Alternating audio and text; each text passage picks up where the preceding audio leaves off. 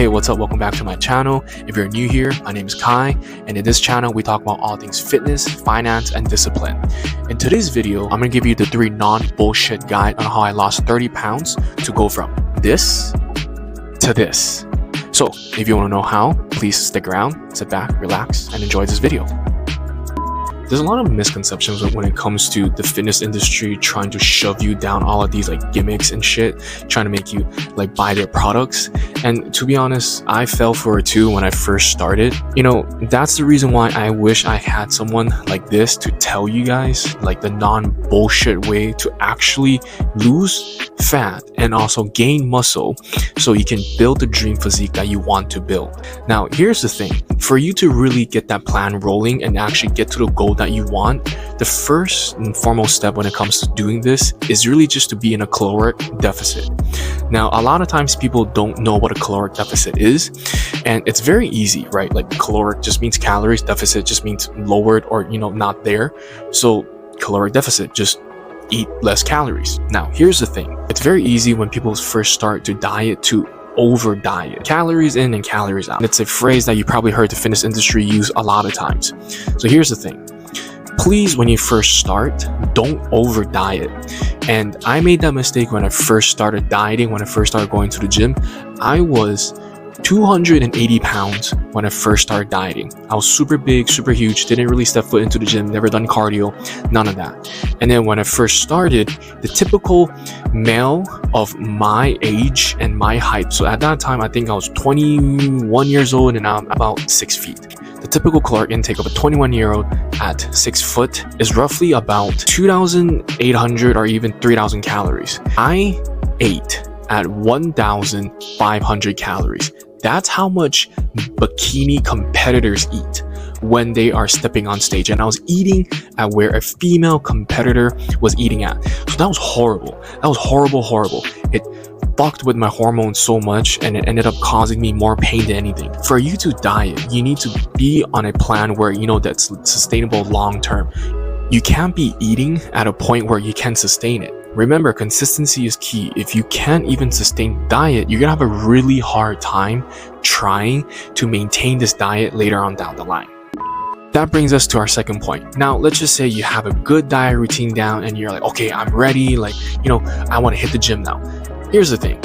You hitting the gym isn't gonna automatically give you muscles, right? You need to have a workout plan going on so you know what to do every single day as you walk in. If you're just gonna go in with no plan at all and it's like, well, today is upper body, or tomorrow's maybe I'll do, I don't know, biceps, and then the other day is like maybe calves, right? You're not gonna make any progress at that point because you're not being consistent with the routine that you have when it comes to the gym. You might have a good diet plan, but that does not mean you're guaranteed results if your goal is to build muscle and lose fat.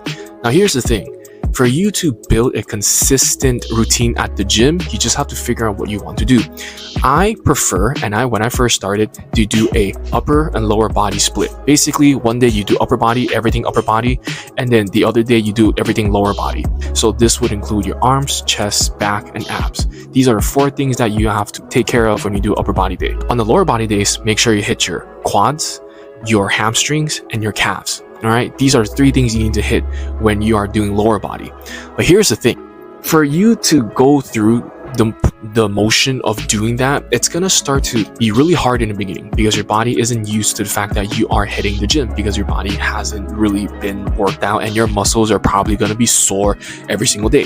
One of the misconceptions when it comes to going to the gym is that you need to go every single day, and that's not true at all, right? Allow your muscles, allow your body to take the rest that it needs to do the things that you need to do. If you don't allow it to rest, you're gonna have a hard time doing the other exercises the day after. So that is the reason why when you start hitting the gym, make sure that go as hard as you can, but give yourself the amount of time that you need to rest up. Now, this can depend on person to person. Sometimes person A, who goes to the gym 6 days a week, only needs 1 day of rest, and they're literally right back in there and dugging it out again. Person B might only can handle 3 days a week at the gym, and the other 4 days it needs to recuperate and do everything it needs to do to recover. And that's totally fine, right? The goal here is consistency. It's not about the quantity, it's always about the quality. Don't ever think that just because you're not going as much as someone else that you're not making progress. You're definitely making progress. Small progresses will accumulate later on down the line. Consistency is key, and all you have to do is just be consistent. This brings me to the next part, which is cardio, right? A lot of times people are like, oh yeah, cardio kills gains. Like if you do cardio, you're never gonna get big. False. Cardio will help you a lot when it comes to the losing fat portion. Building muscle is great, but if you have a layer of fat in front of it, how are you gonna show it off, right? So this is what I would suggest when it comes to cardio. Make sure that the cardio that you do, you ready for it, is the cardio that you can sustain. Don't go out and run if you hate running. Don't go out and swim if you can't swim. Don't go out and bike if you hate biking. Do the cardio that you know that you can sustain long term because you enjoy doing it. This can include jogging, walking, swimming. If anything, you can even pick up martial arts. I personally do jiu-jitsu as my cardio.